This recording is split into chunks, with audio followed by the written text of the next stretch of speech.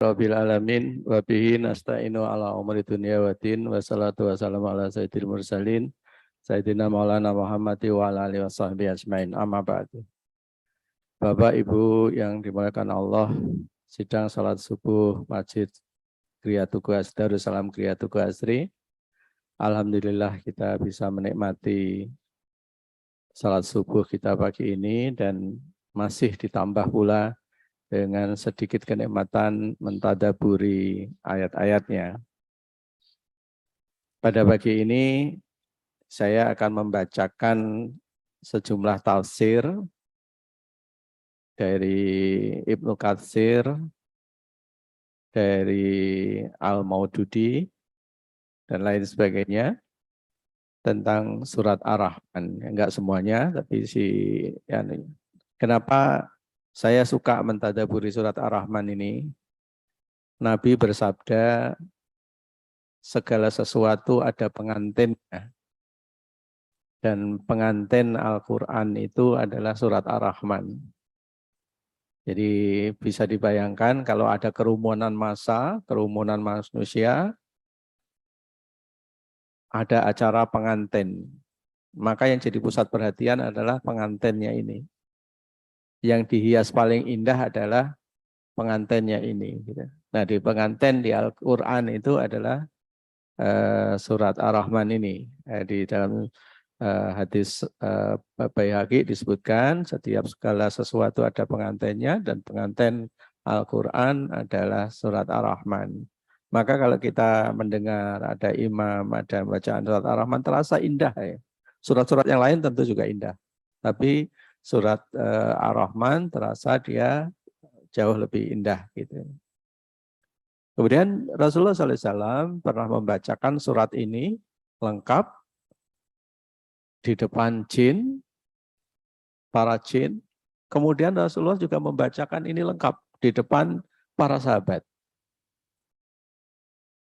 Tapi Rasulullah mengingatkan kepada para sahabat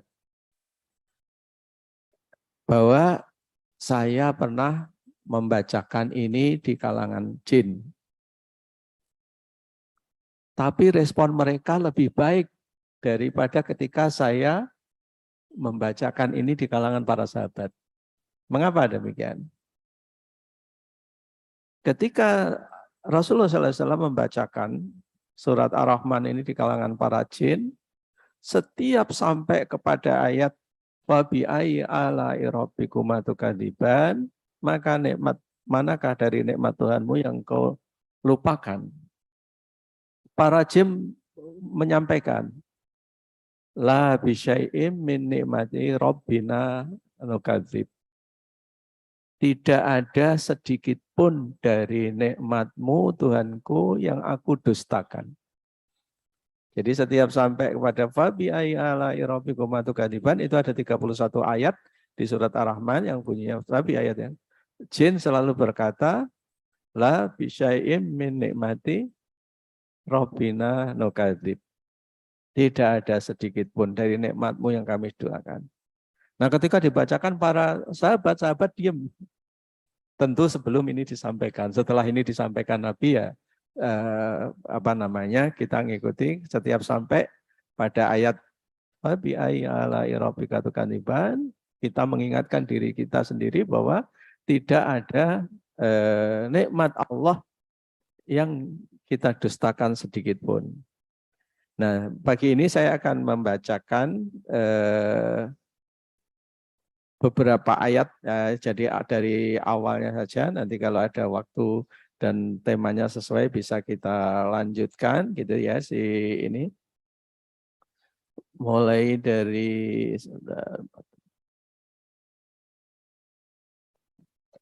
A'udzubillahiminasyaitonirrajim. Bismillahirrahmanirrahim. Saya mulai dari surat pertama. Ar-Rahman, Allamal Qur'an, Khalaqal Insan, Allamaul Bayan, As-Samsu wal Qamaru bihusban, Wan Najmu wa Sajaru yasjudan. Wan Najmu wa Sajaru yasjudan, Was-Sama'a rafa'a wa wadu'al mizan, Allah tadghaw fil mizan, Wa aqimul wasna bil qisti wa la tuhsirul mizan. Sampai itu dulu. Kalau kita perhatikan indahnya ayat-ayat ini. Ar-Rahman, Allah menyebutkan pertama dengan rahmatnya, dengan rahmat Allah. Rahmat itu diwujudkan dalam bentuk apa? Allamal Quran. Jadi rahmat Allah, Allah mengingatkan tentang rahmatnya kepada kita, dan dari sekian rahmat Allah yang diturunkan kepada kita, rahmat yang paling penting yang turun ke kita adalah wahyunya. Yang diturunkan adalah Allamal Quran. Kita diajari untuk mengenal Al-Quran, membaca Al-Quran, mentadaburi Al-Quran, memahami Al-Quran. Maka ini rahmat terbesar kita. Karena itulah petunjuknya. Barang siapa berpegang pada hudaya, petunjukku, kata Allah, la yadillu wala yashqa. Tidak akan tersesat dan tidak akan celaka. Dan di ayat lain, la khawun wala yahzan, dan takut dan tidak akan sedih. Jadi hiburan yang paling indah adalah Al-Quran. Ya, dengan Al-Quran kita berhibur dalam situasi apapun. Dalam situasi apapun, kita selalu bisa berhibur dengan Al-Quran. Bahkan ada satu ayat yang saya temukan di Al-Quran itu, di surat Al-Baqarah ayat 214. Itu yang kalau dibaca orang yang lagi gembira, dia mengingatkan tentang kegembiraan itu, jangan-jangan dia tidak berhak atas surga. Yang ketika orang lagi sedih, lagi ditimpa masalah, membaca ayat itu memberikan harapan. Barangkali ini jalan saya untuk menuju surga. Ayatnya sering saya bacakan di sini. Am hasibtum an tadkhulul jannata wa lamma ya'tikum nabaul ladzina min qablikum masathumul ba'sa wa dharra wa zulzilu hatta yaqula rasulullah wal ladzina amanu ma mata nasrullah ala inna nasrullahi qarib. Surat Al-Baqarah ayat 214. Jadi jangan mengira kamu akan sampai surga sebelum datang kepadamu segala cobaan dan kesulitan, diguncang masalah demi masalah, sampai orang sekalipun Rasul pun bertanya-tanya, mata nasrullah, kapan pertolongan Allah datang? Ala inna nasrullahi qarib. Sungguh pertolongan Allah itu sangat dekat. Jadi Al-Quran itu menghibur sekali. Ayat-ayatnya menghibur sekali. Kalau kita pahami menghibur sekali. Dan salah satu hiburan rahmat Allah terbaik, terbesar ke kita adalah memahami Al-Quran. Maka di masjid ini kita juga punya program dari waktu ke waktu tentang tadabbur Al-Quran ini. Khalaqal insan al-amal bayan. Dan manusia, Allah menciptakan manusia dan memberinya bayan, penjelasan atas segala sesuatu. Jadi seluruh aspek kehidupan kita itu diberi penjelasan oleh Allah. Seperti sebuah mesin yang keluar dari pabrik, dilengkapi dengan manual yang sangat detail. Apapun kebutuhan kita diberi petunjuknya sedetail apapun. Baik itu sejak zaman Nabi, zaman sekarang, maupun nanti hingga akhir zaman. Selalu ada petunjuk yang valid untuk kita pakai. Itu dijelaskan Allah di surat An-Nahl ayat 89. Wa nazzalna 'alaikal kitaba tibyana likulli syai'. Ala kulli syai'. Wa nazzalna 'alaika tibyana likulli syai'. As-samsu wal qamaru bi husban, ayat 5-nya. Nah ini anunya. Dulu mungkin sulit dipahami ayat ini. Tapi sekarang di zaman teknologi menjadi sangat mudah kita pahami. Bahkan begitu mudahnya, sampai sekarang zaman teknologi ini perbedaan hanya 1-2 derajat pun bisa kita deteksi. Yaitu tentang keterukuran, keperhitungannya putaran bulan dan matahari. As-samsu wal qamaru bi husban. Dan matahari dan bulan semuanya ditentukan peredarannya berdasarkan ukuran. Bisa dibayangkan kita yang di Indonesia menikmati siang dan malam kita hampir bersamaan. Kita bisa menikmati istirahat kita dengan penuh, bekerja kita dengan penuh. Teman-teman kita di negeri-negeri yang jauh, negeri 4 musim khususnya, semakin ke kutub, semakin perbedaan waktu semakin jauh antara siang dan malam. Kadang terlalu panjang, kadang kita menikmati yang selalu berimbang tersebut.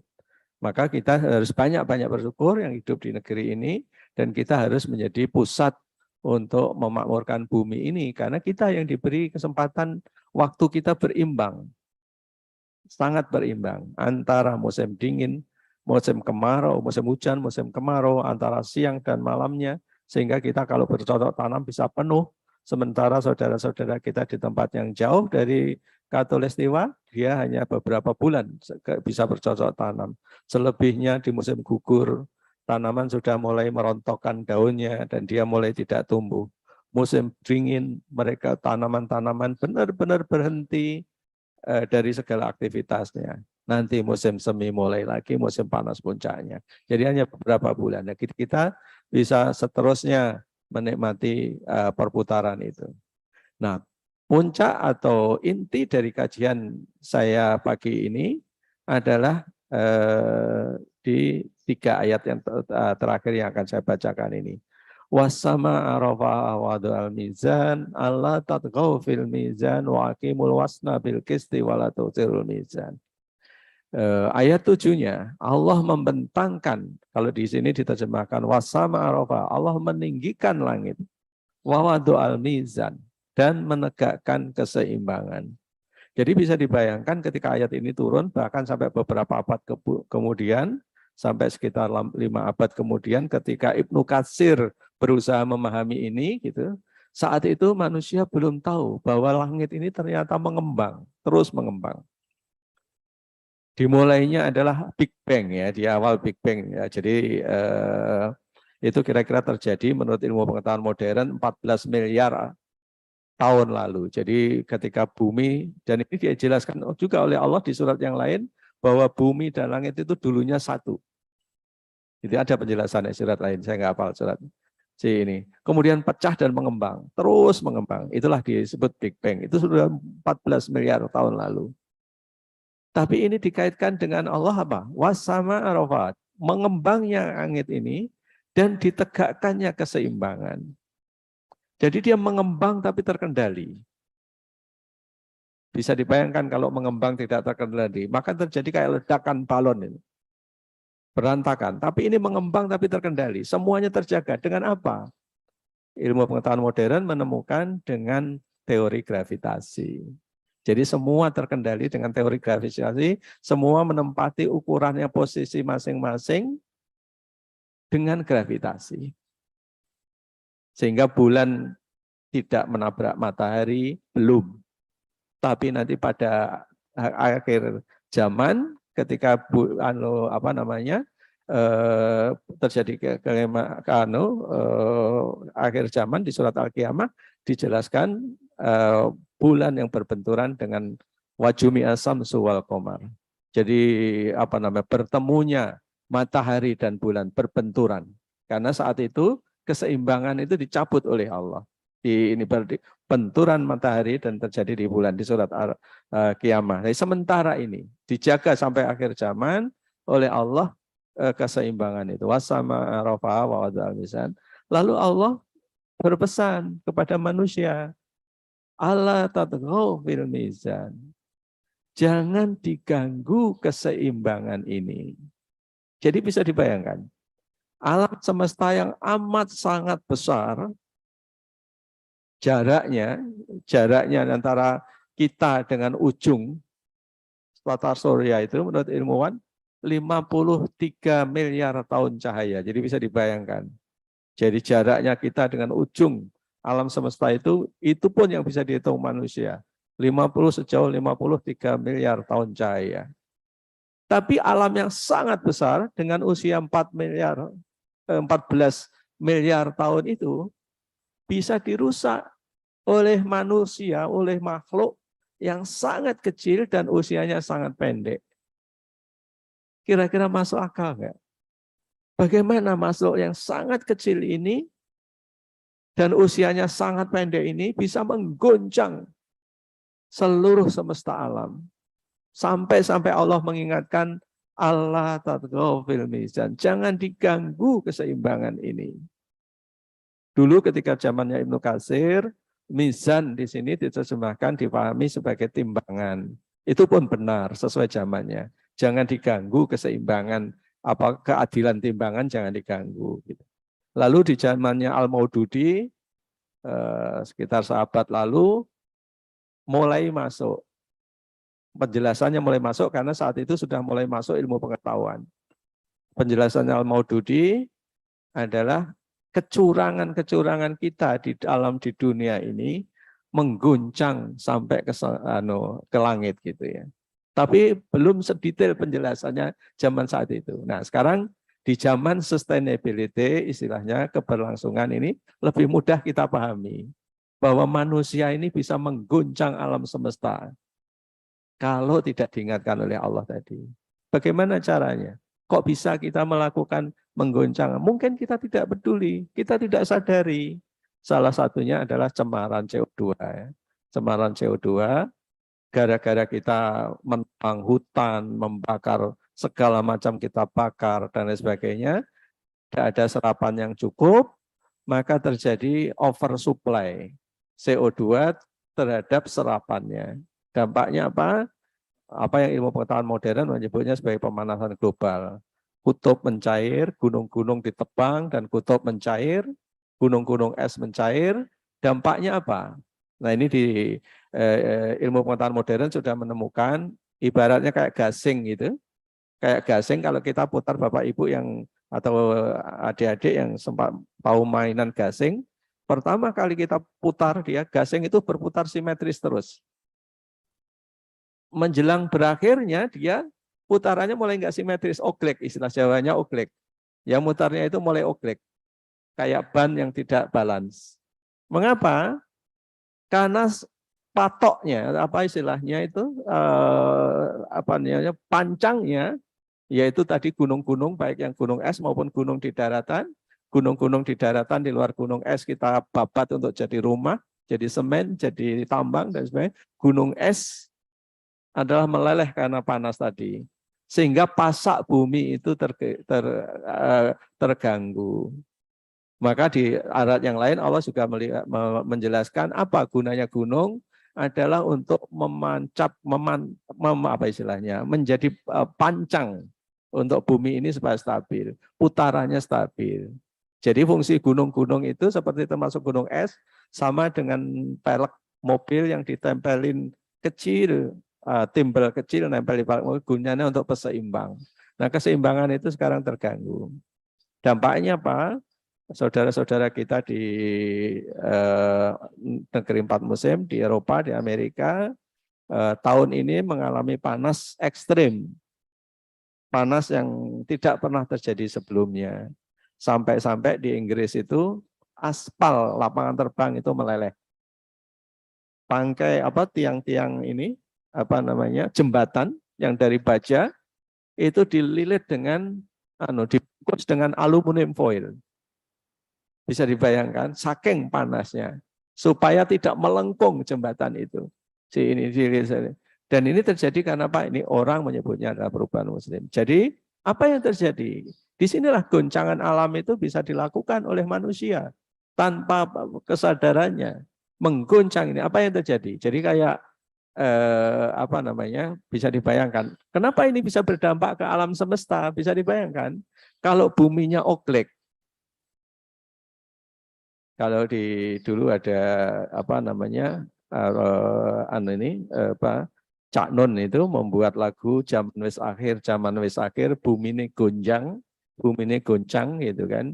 Zaman sudah berakhir, bumi itu goncang. Nah, ini yang terjadi, goncang. Ketika dia goncang, oglek gitu, lama-lama apa yang terjadi? Sama dengan Bapak saksikan gasing yang diputar itu. Ketika dia berakhir putarannya apa yang terjadi? Dia tidak diam di situ. Dia akan bergerak ke tempat lain. Tadinya berputar di satu tempat, selama berputarnya rutin dia berputar di satu tempat. Tapi begitu dia oglek, lama-lama dia terlempar. Dan ketika terlempar, disitulah gravitasi di tata surya kita terganggu. Ketika gravitasi di tata surya kita terganggu, apa jadinya? Ketika buminya terlempar gravitasi, sedangkan bulan terikat oleh bumi melalui gravitasinya, maka bulan juga akan terlempar. Saat bulan terlempar itulah ketika dia membentur matahari, itu yang dijelaskan di Al-Qur'an di surat Al-Qiyamah. Wajumi as-samsu wal qamar. Dan dijelaskan saat itu Matahari begitu dekat dengan kita. Kenapa? Ya bisa dibayangkan. Yang ngelilingi kita kan bulan. Ketika bulannya sudah membentur matahari, bisa dibayangkan betapa dekatnya kita dengan matahari. Kan gitu. Bulan duluan, karena bulan di luar kita. Yang membentur matahari itu adalah bulan dulu, karena dia di luar kita. Dia membentur dulu, tapi waktu benturan bulan dan matahari itu bumi sudah sangat dekat dengan matahari. Bisa dibayangkan si ininya ya tadi. Nah, meskipun demikian, nah ini poinnya karena kajian ini bukan kajian akhir zaman, kajian ini adalah kajian apa yang bisa kita lakukan, kita bisa berbuat. Maka Allah berpesan di ayat 9-nya. Nah ini fokus kita. Wa aqimul wasna bil qisti wala tuksirul mizan. Dan tegakkanlah keseimbangan itu dengan keadilan. Jadi Allah memberikan gambaran. Kalau saya bahasakan sederhananya, kalau kamu nggak berbuat, kalau kita nggak berbuat atau kita cuek, kita ignorance, maka yang terjadi adalah itu. Itu yang seperti terjadi sekarang. Ya, itu yang terjadi sekarang. Pemimpin-pemimpin dunia sebenarnya sejak 30 tahun lalu sudah menyadari bahwa kita bersama-sama telah berbuat kerusakan itu sudah 30 tahun lalu disadari. Saat itu ada konferensi namanya konferensi Rio de Janeiro. Jadi saat itu disadari pemimpin dunia sepakat bahwa perkembangan ekonomi dunia telah mengorbankan sustainability, keberlangsungan dunia itu sendiri. Lalu konferensi ini diperbarui sekitar 7 tahun lalu, 2015, dirumuskan lebih detail apa yang disebut oleh Sustainable Development Goals itu. Jadi pertumbuhan yang sustainable. Tapi sekarang sudah 7 tahun berlalu, sedangkan targetnya hanya 15 tahun tercapai SDG. Yang terjadi bukan perbaikan, yang terjadi adalah kerusakan yang bertambah parah. Gitu ya. Jadi artinya pemimpin-pemimpin dunia meskipun sudah komit, mempunyai bahasa yang indah untuk menyampaikan bahwa mereka sadar tentang kerusakan-kerusakan dan siap berbuat perbaikan, tapi kenyataannya tidak demikian. Kenyataannya adalah kerusakan demi kerusakan dilakukan dengan cara yang sangat masif. Dengan yang sangat masif. Sehingga apa yang terjadi sekarang pemanasan, dan kita rasakan musibah demi musibah datang. Kalau di negeri-negeri 4 musim panasnya menjadi sangat panas gitu ya. Di negeri-negeri kita berbagai banjir di salah satu daerah di Jawa Tengah, karena saya sangat mengetahui daerah itu, tempat kelahiran istri saya, seumur-umur tidak pernah air laut sampai meluap melanda 3 kecamatan gitu ya, 3 desa atau 3 kecamatan, tidak pernah. Karena rumah mertua saya sangat dekat dengan laut dan tidak pernah banjir. Tapi tahun ini banjir. Banjirnya adalah air laut menguap tadi. Gitu. Ini adalah salah satu dampak dari kerusakan-kerusakan yang telah begitu nyata tadi. Nah, apa perintah Allah? Wa aqimul wasna. Dan tegakkanlah keseimbangan itu dengan keadilan. Artinya selain butuh keadilan dari para penguasa, juga kita butuh berbuat untuk menegakkan keseimbangan ini, gitu. Butuh menegakkan keseimbangan ini. Dan sekarang sudah sangat dimungkinkan untuk kita berbuat itu, sudah sangat dimungkinkan ya, untuk memperbaiki alam ini sangat dimungkinkan. Karena kalau kita manusia umat Islam tidak berbuat, yang terjadi adalah kerusakan demi kerusakan, gitu. Nah, sedangkan tugas kita adalah di surat Hud ayat 61, Allah menjelaskan gitu. Wa ila samud akhum soleh. Qala ya qaumi ibudullah malakum ilahin ghairuhu ansa'akum minal ardi wasta'marukum fiha. Jadi tugas manusia itu adalah menyembah kepada Allah dan memakmurkan buminya. Dijadikan kamu dari tanah dan dijadikan kamu pemakmurnya. Jadi grand design kita adalah sebagai pemakmur bumi. Lantas apa yang bisa kita lakukan gitu ya, menyeimbangkan itu? Saya kasih contoh ya, betapa ignorannya kita, betapa cerobohnya kita dalam mengelola ini ya, karena kita berpikiran sempit, hanya memutar ekonomi, hanya mengejar ekonomi ya. Bapak, ini saya kasih contoh yang konkret yang Bapak Ibu alami hari-hari ini. Bapak-bapak yang mengisi bensin hari-hari ini yang bukan Pertalite, pasti merasakan lonjakan harga itu, ya kan? Kita udah tahu bahan bakar itu kotor, tapi diburu terus oleh dunia. Itulah yang menyebabkan pencemaran ini terus-menerus. Bahan bakar itu kotor dan mahal. Kita buru terus-menerus dengan luar biasa perusakan itu. Misalnya saya kasih contoh, dalam kondisi bahan bakar yang sangat sulit dan mahal ini, berapa Indonesia menjual mobil baru? 500 juta. Jadi bayangkan, di satu sisi lain, pemerintah mengeluh, tidak ada negara manapun yang mampu mensubsidi 500 triliun seperti kita lakukan. Ya kan? Tapi di sisi lain, kebutuhan bahan bakar ditambah dengan 500.000 mobil baru. Bisa dibayangkan, nggak make sense-nya. Setiap yang kebakar, ya sebagai gambaran ya, setiap liter bensin kita bakar sekitar 2,5 kilogram CO2 melepas ke udara. Setiap liter 2,1. Setiap liter diesel kita bakar 2,5, kira-kira 2,5 kilogram CO2 kebakar. Bisa dibayangkan? Ya, jadi kerusakan. Jadi kita rame-rame merusak bumi ini dengan sengaja, gitu ya. Merame. Kita udah tahu, bukan nggak tahu bahwa CO2 hasil pembakaran bensin, diesel itu seperti itu. Maka dibuatlah mobil listrik. Tapi apakah mobil listrik solusi? Tidak juga. Untuk sementara ini, dengan policy sekarang, sampai tahun 2060, mobil listrik kita itu musibah. Mengapa? Mengapa musibah? Sampai 2060. Bahkan sekarang pemerintah mau mengganti mobil-mobil dinas, TNI, Polri, dan pemerintah adalah mobil listrik. Kenapa musibah? Saya kasih contoh. Mobil listrik itu bersihnya hanya bersih bila listriknya bersih. Bila listriknya tidak mencemari lingkungan.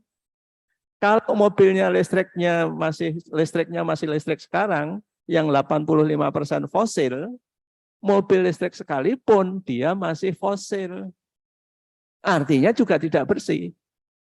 Di sisi lain, apa yang terjadi ketika seorang pejabat atau pegawai dibelikan mobil baru, mobil listrik? Apa yang terjadi dengan mobil lamanya?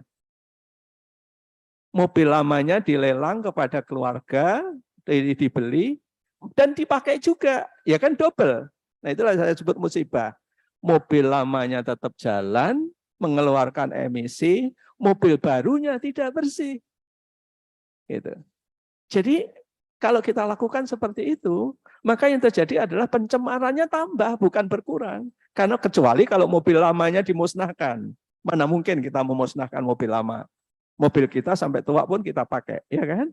Nggak mungkin kita musnahkan. Apalagi ribuan, entah berapa puluh ribu mobil yang akan diganti listrik ini, kan gitu ya. Bisa dibayangkan kemana mobil listrik? Nggak mungkin musnahkan, kan gitu ya.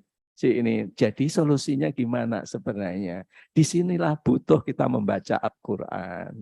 Di sini waqimul wasna bil qisti wala tusirul mizan. Jadi harus adil. Menyelesaikan sesuatu harus adil dengan menegakkan keseimbangan. Dengan cara apa? Gampang sekali untuk membuat emisi ini terserap habis. Gampang sekali. Dengan cara apa? Menanam pohon. Menanam pohon. Di Indonesia ada 14 juta hektar lahan kritis dan sangat kritis. 14 juta hektar. Kalau lahan kritis itu ditanami pohon, maka dia akan cukup menyerap emisi yang dikeluarkan oleh seluruh mobil-mobil yang ada di kita. 14 juta hektar itu. Bisa dibayangkan? Kebakaran. Oh itu nggak cukup. Nggak cukup juga nggak masalah. Ada tanaman sangat kecil, ada tanaman yang sangat kecil, namanya mikroalga. Mikroalga nih, bisa ditanam di mana saja di laut, dan dia menyerap CO2 dengan sangat masif. Jadi kalau tanaman besar kita kehabisan lahan, kita bisa nanam di tanaman kecil. Itu. Jadi kalau lahan kita, jadi rata-rata kita manusia Indonesia itu mengeluarkan emisi gitu rata-rata sekitar 2.000 kilogram per tahun per kapita. Rata-rata kita ya. Itu atau 2.000 lebih lah gitu ya. Kalau kita mau nanam pohon seharusnya setiap diri kita menanam 5 pohon besar itu cukup untuk ngimbangi emisi kita. Karena pohon-pohon besar, seperti yang sering saya kenalkan, pohon tamanu, itu dia bisa menyerap kira-kira CO2 sekitar 500-an, 400 sampai 500. Hitungan saya terendah 300, tertinggi 700. Si ininya. Jadi bisa nyerap ini. Jadi kalau satu orang menanam 5 pohon, insya Allah selama hidupnya dia cukup terimbangi dengan CO2 yang terserap dengan pohon itu. Dan di Indonesia 14 juta hektar itu kalau ditanami kira-kira pas dengan penduduk Indonesia yang jumlahnya 280 juta. Jadi kalau kita tanam di 14 juta yang sekarang gersang, kalau hujan kebanjiran, kalau kemarau kekeringan, kekurangan itu ditanami pohon semua dan tentu bisa hidup di daerah yang kering itu, maka kita insya Allah sudah bisa menjaga keseimbangan ini. Yang dilakukan oleh negeri Arab misalnya kalau realisasi mereka terjalan, itu lebih hebat lagi. Arab Saudi punya niat yang disebut Green Saudi Initiative, itu akan menanam 10 miliar pohon di Arab Saudi sendiri dan 50 miliar di Jazirah Arab. Kalau itu dilakukan, maka pohon yang ditanam oleh Saudi dan di Jazirah Arab itu cukup untuk menyerap rata-rata emisi manusia di dunia. Bisa dibayangkan? Manusia 8 miliar di dunia, kali 4 kira-kira hanya butuh 40 miliar pohon. Ya. Kurang lebih seperti itu. Kali 5 ya, 40. Jadi cukup. Artinya apa? Menjaga keseimbangan alam semesta ini doable gitu. Kalau nggak doable bagi manusia, kenapa kita diperintahkan? Kan gitu kan. Mengapa kita diperintahkan oleh Allah kalau itu nggak mungkin kita lakukan kan waqimul wasna dan tegakkanlah keseimbangannya, disuruh menegakkan keseimbangan itu kita, bukan malaikat, bukan jin. Berarti yang bisa melakukan ini manusia kan itu ya. Jadi manusia yang kecil ini di satu sisi itulah challenge bagi khalifah di muka bumi ini. Di satu sisi kita bisa merusak, menggoncang dunia, tapi di sisi lain menggoncang bukan hanya dunia, alam semesta. Di sisi lain kita bisa menyelamatkannya. Gitu. Kita bisa melemahkan, menjaga keseimbangan dunia. Tinggal kita pilih. Kiamat pasti terjadi. Kita berbuat apa tidak, ya kiamat terjadi. Tapi kita milih yang merusaknya atau kita memilih yang memperbaikinya. Nah, maka melalui kajian-kajian seperti ini, kita pengen ngajak, ayo kita memilih memperbaikinya. Gitu. Minimal niat dan berusaha sungguh-sungguh, gitu ya. Niat sudah berusaha sungguh untuk menyelamatkan ini. Gitu. Kalau Allah bertanya, apa yang kamu lakukan? Kita sudah berbuat. Saya sudah membacakan ayatnya, saya sudah membibit pohonnya, saya sudah sosialisasikan ke berbagai pihak. Gitu. Wallahu alam apakah sampai apa tidak gitu ya sih. Saya sama Pak Pane sudah ketemu dubes, wakil dubes di dubes Arab Saudi dan terakhir saya dipanggil ke rumahnya oleh dubes Tunisia. Tunisia itu mempunyai daerah yang sangat strategis. Jadi Tunisia itu di Afrika Utara, dia pas di bawah Italia. Pas di bawah Italia. Selama ini dia Tunisia itu 65% daerahnya adalah gurun. Dia bagian dari gurun Sahara, negeri-negeri Sahara. Ya. 65% daerahnya adalah gurun gersang. Tapi suatu saat sampai ke telinga Pak Dubes bahwa di Indonesia ada yang mempunyai gagasan untuk menanam di daerah gurun. Nah itulah saya diundang ke rumahnya, gitu. Dia pengen tahu apa benar daerah gurun ini bisa ditanami, gitu kan. Kita tanya, daerah Anda punya akses air laut enggak? Punya. Kami punya pantai panjangnya 1000 kilo. Bisa dibayangkan? Selama Anda mempunyai akses air laut, Anda masih bisa menanam, saya bilang. Kenapa? Mindsetnya orang-orang di negeri tandus apa yang dimiliki? Dia nggak menanam pohon karena nggak ada air, ya kan? Nggak menanam pohon karena nggak ada air. Padahal kita di Indonesia, kita sangat familiar. Ada pohon yang memang tumbuh di pantai, airnya asin. Salah satunya tamanu. Dan ini sudah dilihat sejak zaman wali. Sunan Muria ketika dia beruzlah di Gunung Muria ya.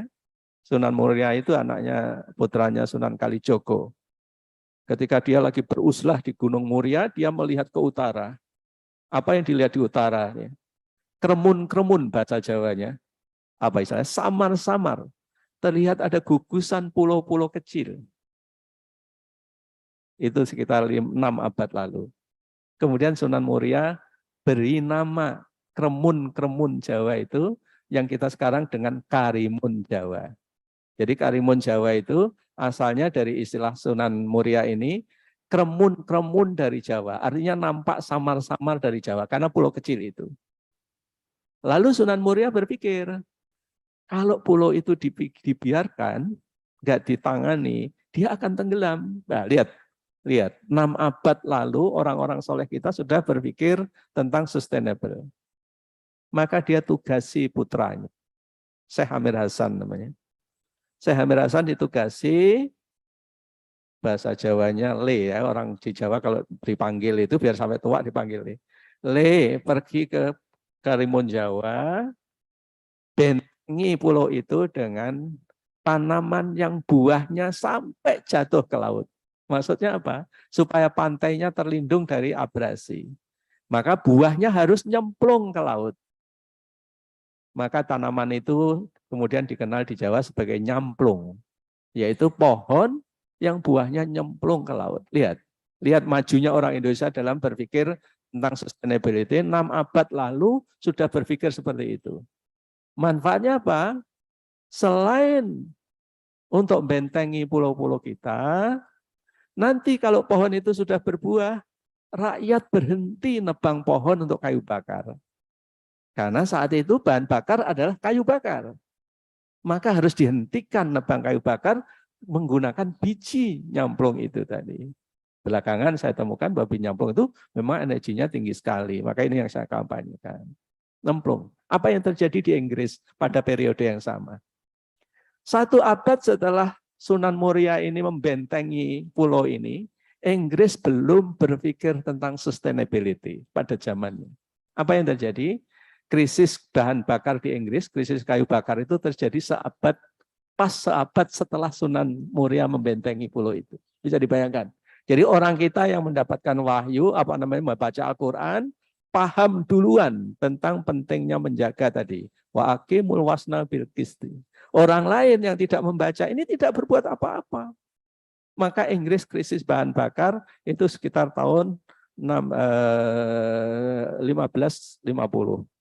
Sunan Muria mulai menanam tahun 1450. Bisa dibayangkan. Jadi artinya apa? Orang yang membaca Al-Quran dan bisa memahaminya bisa berbuat lebih. Bisa berbuat lebih karena apa? Kita diberi petunjuk Al-Quran, kitab akhir zaman. Nah, sama dengan tadi, pohon yang ditanam yang airnya, buahnya nyemplung jatuh ke laut tadi. Bisa dibayangkan, karena dia hidup sampai buahnya jatuh ke laut, artinya akarnya mengisap air laut. Nah, jadi kalau tanaman itu saya bawa ke Tunisia sekalipun, yang ada air laut, insya Allah hidup. Kan gitu, karena dia kan nggak ada, kan hanya air tawar yang nggak ada. Air laut banyak, bisa dibayangkan. Nah, bisa dibayangkan sekarang kalau kita dari tempat seperti ini, kita sosialisasikan, dan orang membaca, mendengar, akhirnya sampai kepada orang-orang tertentu. Ya seperti ceramah-ceramah kita, yang akhirnya sampai saya ditemui oleh Dubes, dia minta saya buatin rencana. Sudah saya buatin rencana, dia mau bawakan sendiri ke negaranya untuk bicara dengan kementerian-kementerian di negaranya. 3 kementerian yang akan dia sosialisasikan ini, Menteri Energi, Menteri Pertanian, dan Menteri Kelingkungan Hidup katanya. Setelah itu baru kita diundang ke sana ininya. Jadi nanti insya Allah akan ada kita gitu ya, beberapa kita yang bersedia, ada kesempatan kita untuk menanam nyamplung di Tunisia, di negeri ini. Kan indah gitu ya, kalau kita dakwah kita bisa sampai berbuat sesuatu yang tidak terbayangkan sebelumnya. Dan karena Tunisia hanya salah satu dari negara North Afrika, maka kemungkinan lain terbuka. Nanam di Maroko, nanam di Libya, nanam di Alger, dan lain sebagainya. Jadi banyak di sepanjang pantai itu bisa kita tanam. Tapi sebelum itu, Indonesia mestinya harus hijau dulu. Ya, jadi Indonesia harus hijau dulu. Jadi yang seperti yang saya pernah jelaskan di sini, bahwa Madura saja kalau kita tanami, masih ada 200.000 hektar lahan di sana yang gersang yang bisa ditanami tanaman ini. Dalam apa? Dalam rangka apa? Wa aqimul wasna bil qisti wala tufsidil misyan. Nah, kalau kita nggak ada lagi nih, nggak ada lagi pohon misalnya di tempat kita nggak bisa lagi nih nanam pohon, sudah habis gitu ya. misalnya ya, misalnya. Tapi misalnya kita masih punya tempat, kita masih bisa plan kedua tadi, menanam tanaman kecil yang menyerap CO2 sangat besar. Misalnya ya, ini saya bukan pengambil keputusannya, tapi sekedar berpikir aja. Kolam kita daripada kotor, kita tanamin aja mikroalga jadi serapan CO2 kan. Udah jadi serapan CO2. Kalau dipakai berenang, ya dipakai berenang. Tapi kalau nggak dipakai berenang, seperti sekarang ditebarin aja mikroalga, dia jadi kolam mikroalga yang indah gitu kan. Jadi bermanfaat gitu ya, si mikroalga ini bisa kita tanam dari jenis yang kaya protein, kaya minyak, atau kaya karbohidrat. Mana saja bisa kita pilih tanaman mikroalga ini gitu. Jadi dia nyerap CO2 dengan secara masif gitu. Jadi intinya apa? Intinya adalah manusia kita yang diberi Al-Quran ini mempunyai tugas lebih, yaitu menjaga keseimbangan alam ini. Kenapa? Karena kalau lakukan, tidak ada lagi yang melakukan. Ini sudah terbukti. 6 abad lalu, di Jawa ada Sunan Muria dan keluarganya, termasuk putranya yang akhirnya orang memanggilnya sebagai Sunan Nyamplungan. Karena tugas dakwahnya menanam nyamplung tadi. Gitu ya, tugas dakwah dia menanam nyamplung sampai dipanggil Sunan Nyamplungan. Sampai sekarang di daerah Jawa, di tempat yang ada jejak walinya, dia ada daerah yang disebut nyamplungan. Selalu ada daerah yang disebut nyamplungan.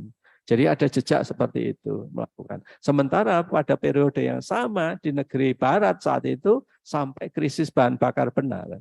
Jadi artinya kalau kita lakukan, Indonesia, negeri ini, dan negeri manapun yang mau melakukannya, insya Allah bisa selamat dari ancaman krisis bahan bakar, bisa mengatasi krisis global warming dan lain sebagainya dengan menjaga keseimbangan tadi.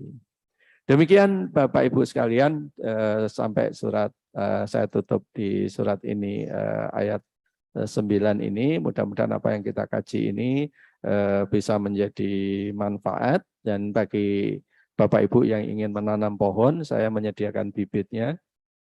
Nanti tinggal kita ambil, siapa yang mau nanam, ada bibit yang sangat banyak yang saya siapin.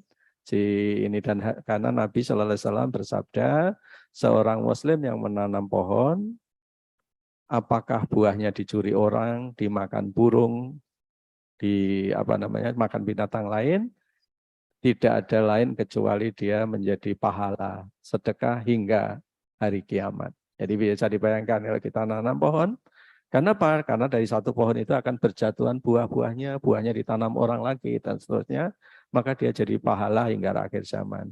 Dan menanam pohon itu pekerjaan yang secara spesifik juga ada di hadisnya. Pekerjaannya diperintahkan hatta sampai kiamat sudah mulai, rentetan kiamat sudah mulai, dan di tangan kita masih ada bibit pohon, disuruh menanam. Artinya apa? Artinya keseimbangan alam dengan menanam pohon itu perlu ada yang menjaga sampai akhir zaman. Nah, kita bisa aja cuek, tapi kita milih mana? Bahwa sampai akhir zaman ada yang nanam pohon itu, kita pilih yang menanam atau pilih yang cuek. Tentu sedapat mungkin kita kalau bisa pilih menanam. Jadi siapapun nanti yang ceramah ini yang ingin nanam pohon, kami menyediakan bibitnya. Insya Allah sangat cukup ya. Sekarang masih ada sekitar 5.000-an bibit yang belum kita tanam, gitu ya. Alhamdulillah dengan jumlah yang lebih sudah diambil masyarakat Garut, ya, diambil masyarakat Garut untuk membentengi daerahnya dari longsor, dari ini dan sebagainya. Dengan jumlah yang lebih besar telah ditanam di sana, dan sekarang tersedia bibit lagi sekitar 5.000 lebih. Bagi siapapun yang mau menanam, tidak kita pungut biaya. Jadi kita berikan bibit. Silahkan yang menanam ya ini untuk bibit tamanu ini gitu ya. Mudah-mudahan bermanfaat, dan kurang lebihnya saya mohon maaf. Assalamualaikum warahmatullahi wabarakatuh. Bila ada yang mau ditambahkan atau ditanyakan, silahkan. Ya silahkan Pak Pak ada ininya.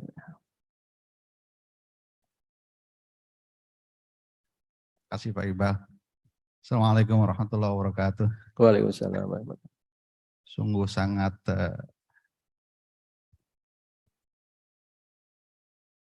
besar sekali ataupun sangat bermanfaat sekali apa yang Bapak sampaikan masalah energi ini.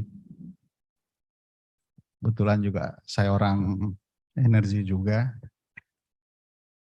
Kebutuhan Indonesia memang sangat besar sekali tentang energi ini, sustainable energy. Sampai 50 bahkan 100 tahun pun kita masih memerlukan energi. Apabila kita jalan ke Kalimantan, bahkan ke Sulawesi yang belum lama saya lakukan ini, tur, banyak sekali lahan-lahan yang terbongkar karena memang dieksploitasi oleh kita sendiri untuk mengambil baik batu baranya ataupun mineralnya dan sebagainya. Salah satu yang masih in sekarang ini adalah nikel, di mana dari bahan nikel ini akan dibuatkan lithium baterai untuk handphone, bahkan untuk mobil listrik dan lain-lain. Yang akan dicoba alihkan dari, sebagaimana disampaikan oleh Bapak, bahwa dari energi fosil menjadi energi non-fosil. Walaupun juga akan berdampak juga dari mana listriknya itu, di mana hampir semua penyediaan tenaga listrik di Indonesia itu hampir 60-70% adalah batu bara. Mungkin Pak Pri lebih expert. Ya, sisanya masih geothermal yang walaupun kita mempunyai 40%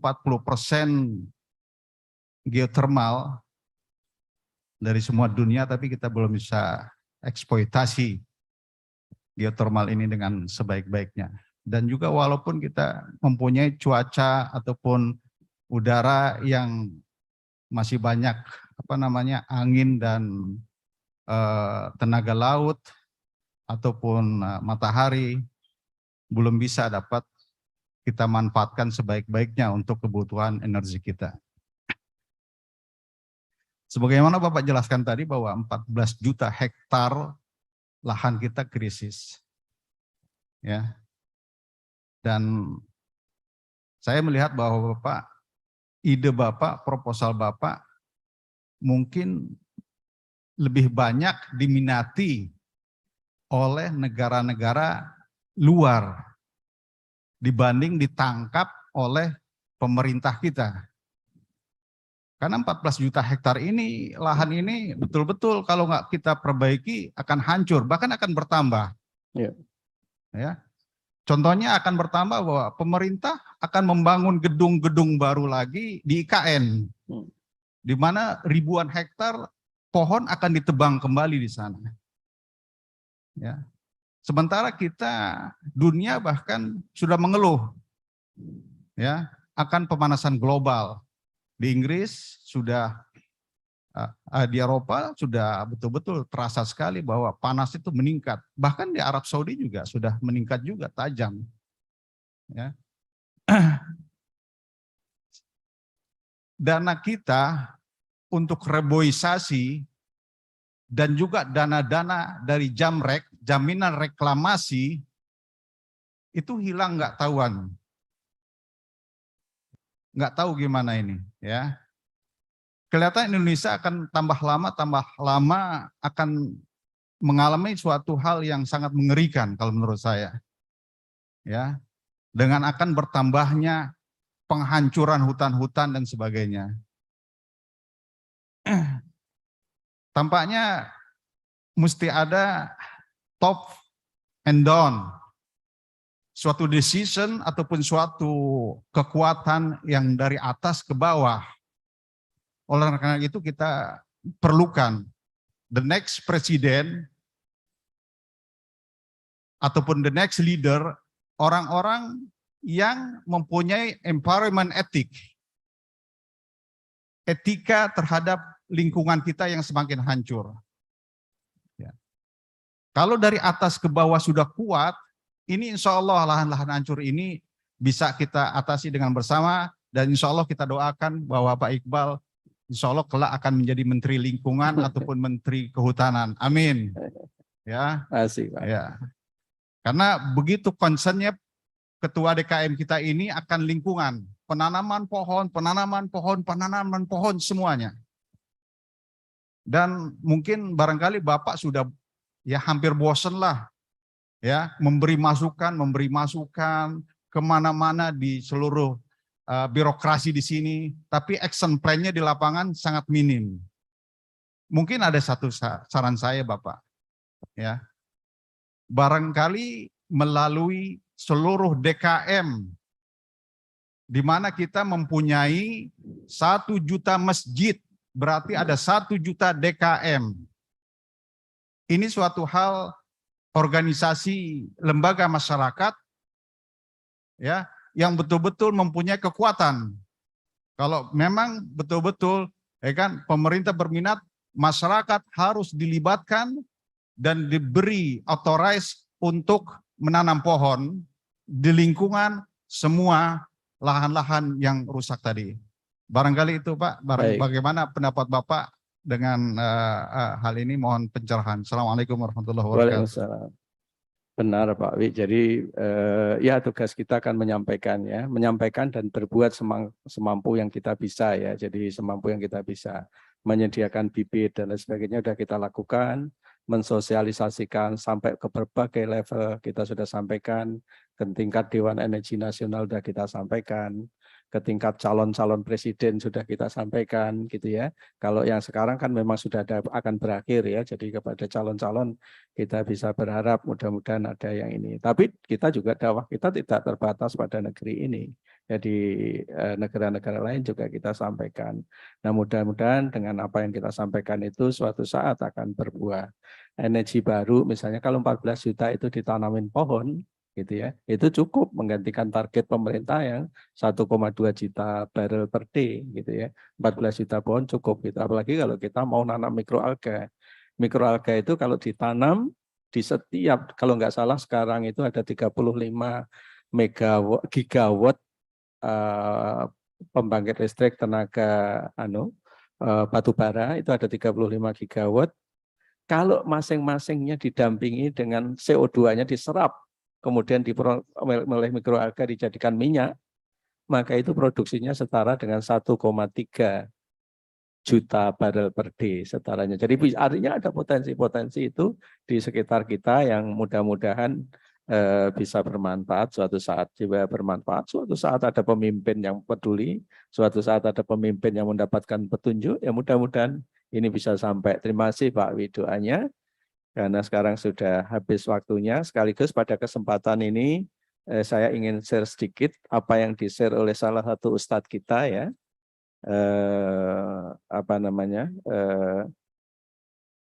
Waktu itu saya diingatkan sholat suruk itu 15 menit setelah waktu suruk, setelah waktu terbitnya.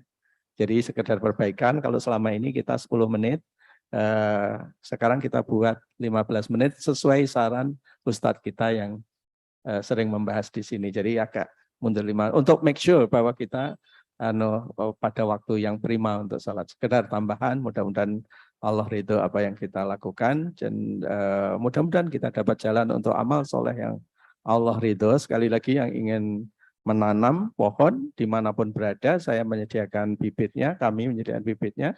Tinggal mendaftar aja, nanti kita datangkan bibitnya, mengambil berapapun boleh selama stok masih ada ya. Kita ada sekitar 5.000-an bibit yang siap tanam sekarang. Mudah-mudahan Allah ridho. Kita tutup dengan doa kafatul majlis. Subhanakallahumma wa bihamdika asyhadu an la ilaha illa anta astaghfiruka wa atubu ilaik. Assalamualaikum warahmatullahi wabarakatuh.